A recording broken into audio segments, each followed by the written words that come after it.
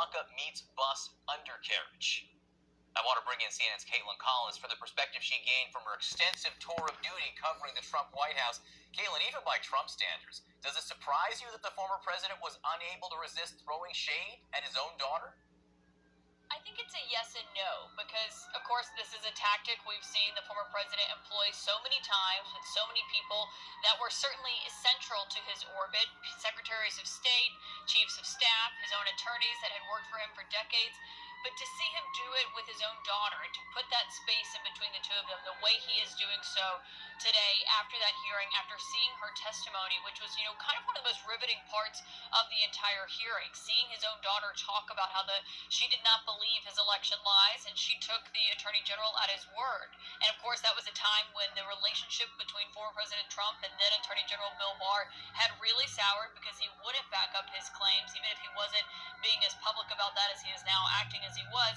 It's still notable to see the former president coming out and trying to dismiss his own daughter's testimony about what was happening inside the White House by arguing that she was checked out. And I should remind people, she testified for about 8 hours. So the idea that this is the end of the testimony we're going to see from his daughter is very unlikely. Yeah, it does leave the question, is there more there? How does what Ivanka Trump told the committee, that she accepted Bill Barr saying there was no widespread election fraud, square with what she was actually doing and saying in the days and weeks after the election?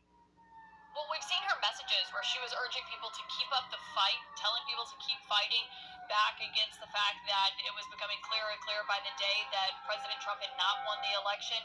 But this idea that she was checked out and she wasn't really involved also doesn't line up with our own reporting, because obviously she was there until the end. You saw her exiting the White House with former President Trump the day of President Biden's inauguration.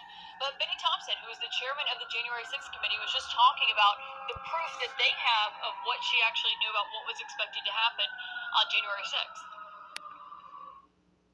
We have proof about Ivanka's participation with her daddy on a regular basis about what was going on. On January 6th, she was there in the White House. And so what or who better could have access to what was going on than one's own daughter? And for him to somehow insinuate that his daughter had checked out is disingenuous on his part as a father. Daughters normally know what their fathers are doing, especially when there's a close relationship.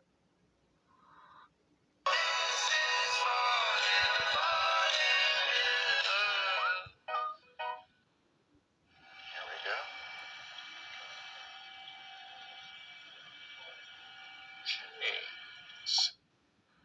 And it certainly was a close relationship, still is a close relationship. The day of January 6th, there were very few people, John, who wanted to go into the Oval Office and speak with Trump that day. It was something that we had heard in real time as it was going on. A lot of people were avoiding the Oval Office, but the people who were going in, including Ivanka, were trying to get former President Trump to call off his supporters, to tell them to go home, to leave the Capitol. She was someone who had gone into the Oval Office many times. Keith Kellogg, who was Pence's national security advisor, testified to the committee about how tenacious she was going in there and talking to her father.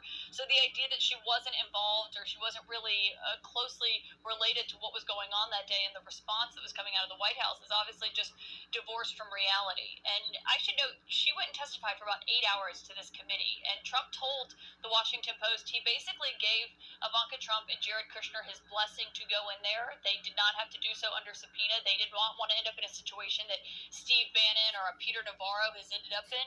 And so they went in there willingly and testified, and it was for hours. And I think that's what's a really notable aspect of seeing Trump come out and dismiss her and try to put some distance between her is surprising, but not really that shocking, given, of course, it's something he's done before.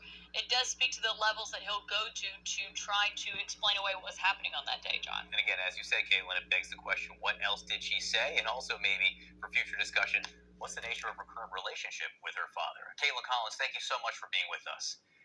More now on the larger what's next questions. For that, we're joined by CNN legal analyst Norm Eisen. He served as special counsel in the first Trump impeachment, as White House ethics czar in the Obama administration, before that as ambassador to the Czech Republic. Also, CNN contributor and former Watergate hearing star witness John Dean. John, I want to start with you. Obviously, these hearings are not a court of law, but if you are Attorney General Merrick Garland tonight and you're processing what you've seen and what you expect to see next week, what's going through your mind? You're watching these hearings very closely. To use the Watergate analogy, Archibald Cox, by this time, had taken place or become the special prosecutor when the hearings started, and he tried to stop the hearings. He didn't want them televised for fear they would result in corrupting the trials or not being able to get a good jury. So attorneys general and prosecutors watch these very closely for what they can have implications on any investigation or later trial or indictment that they might bring. So they're paying very close attention.